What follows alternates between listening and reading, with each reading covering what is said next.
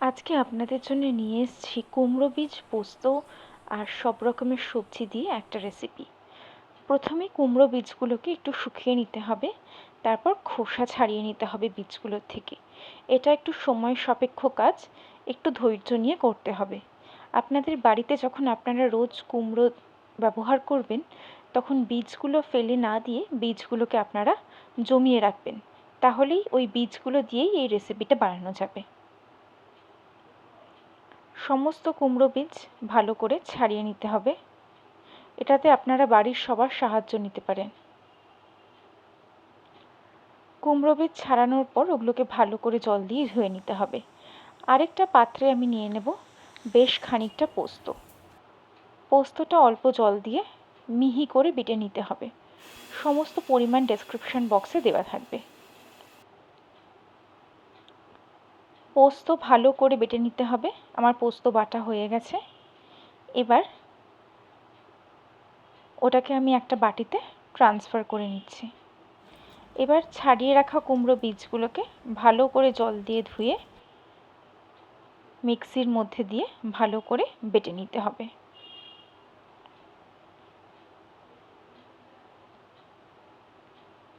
সামান্য একটু জল অ্যাড করলাম।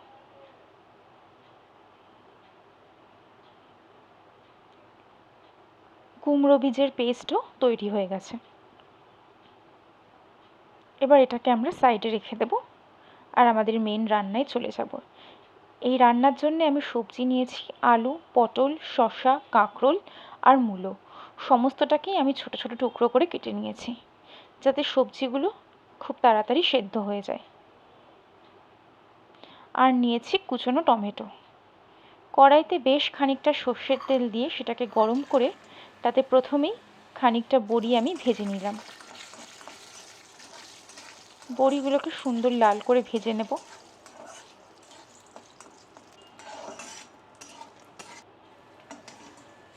বড়িগুলোকে ভেজে আলাদা করে তুলে রেখে দিতে হবে। এবার ওই একই তেলে দিয়ে দেব পাঁচফোড়ন। এবার কেটে রাখা সমস্ত সবজিগুলোকে দিয়ে দেব। সবজিগুলো কিন্তু ছোট ছোট টুকরো করে কাটতে হবে। টমেটো কুচানোটাও দিয়ে দিলাম। এবার সমস্ত সবজি আর টমেটো একটা খুন্তির সাহায্যে ভালো করে নেড়ে চেড়ে মিশিয়ে নিতে হবে। এবার দিয়ে দেবো একে একে হলুদ গুঁড়ো, স্বাদ মতো লবণ, সামান্য লঙ্কা গুঁড়ো আর চেরা কাঁচা লঙ্কা। আপনারা যে যেমন ঝাল খান সেই অনুযায়ী লঙ্কাটা অ্যাডজাস্ট করে নেবেন। আবারও সমস্তটা খুন্তির সাহায্যে ভালো করে নেড়ে চেড়ে মিশিয়ে নেব।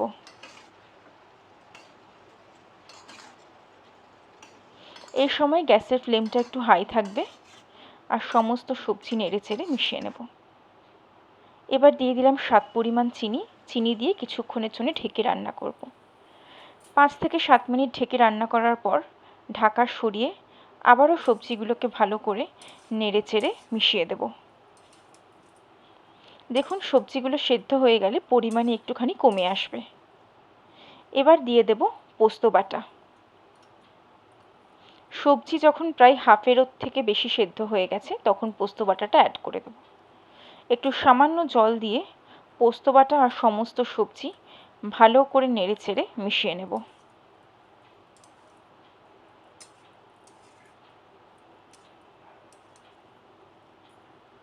এই সবজিটা কিন্তু মাঝে মাঝে ঢেকে আর অনবরত নেড়ে রান্না করলেই হয়ে যাবে। আবার কিছুক্ষণের জন্য ঢেকে দিলাম। ঢাকনা সরানোর পর সব সবজিগুলো মোটামুটি সেদ্ধ হয়ে এসছে। এই সময় আগে থেকে ভেজে রাখা বড়িগুলো দিয়ে আবারও ভালো করে মিশিয়ে দিতে হবে। এখানে আমি কোনো বাইরে থেকে জল ব্যবহার করলাম না, শুধু ওই পোস্ত ধুয়ে যেইটুকু জল ওইটুকুই, বাকি সবজি নিজেদের জলেই সেদ্ধ হয়ে যাবে। এবার যে কুমড়ো বীজটা বেটে রেখেছিলাম তার মধ্যে সামান্য লবণ অ্যাড করে দিলাম, দিয়ে সমস্তটা ভালো করে মিশিয়ে দিলাম। ঢাকা সরিয়ে আরেকবার ভালো করে সমস্ত সবজিগুলোকে নেড়ে দিলাম। আমার সব সবজি এখন সেদ্ধ হয়ে এসছে। এবার চলে এসছি রান্নার লাস্ট পার্টে। বেটে রাখা কুমড়ো বীজগুলোকে এরকম হাতের সাহায্যে গোল গোল করে সবজির উপর দিয়ে দিতে হবে। এই সময় গ্যাস কিন্তু একদম লো ফ্লেমে থাকবে। বেটে রাখা কুমড়ো বীজগুলোকে এরকম আমি বড়ি দেওয়ার আকার করে পুরো সবজিটার উপর ছড়িয়ে দিলাম।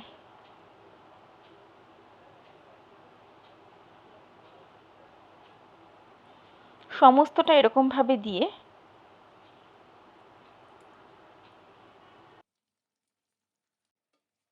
গ্যাসের ফ্লেমটা একদম লো করে ঢাকা দিয়ে দিতে হবে।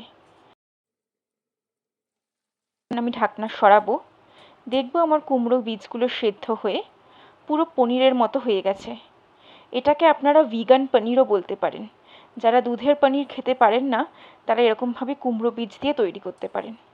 যেহেতু কুমড়ো বীজগুলো আমার সেদ্ধ হয়ে একটু শক্ত হয়ে এসছে, এবার আমি সমস্তটা খুন্তির সাহায্যে ভালো করে মিশিয়ে দিলাম, দিয়ে গ্যাস অফ করে দিলাম। আমার সবজি রেডি। এটা আপনারা ভাত বা রুটি যে কোনো কিছুর সাথেই খেতে পারেন। আপনারা এটা বাড়িতে অবশ্যই ট্রাই করবেন। এটা খুব একটা নিউট্রিশিয়াস আর হেলদি রেসিপি, আর খেতেও খুব সুন্দর হয়। আপনারা সবাই এটা ট্রাই করবেন আর আমাকে কমেন্টসে জানাবেন কেমন লাগলো। আপনারা এটা বাজার থেকে কিনে আনা কুমড়ো বীজ দিয়েও তৈরি করতে পারেন। আশা করি আমার এই রেসিপিটা আপনাদের ভালো লেগেছে। যদি ভালো লেগে থাকে তাহলে অবশ্যই ভিডিওটা লাইক করবেন, শেয়ার করবেন, আর আমার চ্যানেলটাকে এখনও সাবস্ক্রাইব করে না থাকলে সাবস্ক্রাইব করবেন। সবাই খুব ভালো থাকবেন, সুস্থ থাকবেন। খুব তাড়াতাড়ি দেখা হচ্ছে একটা নতুন রেসিপি নিয়ে।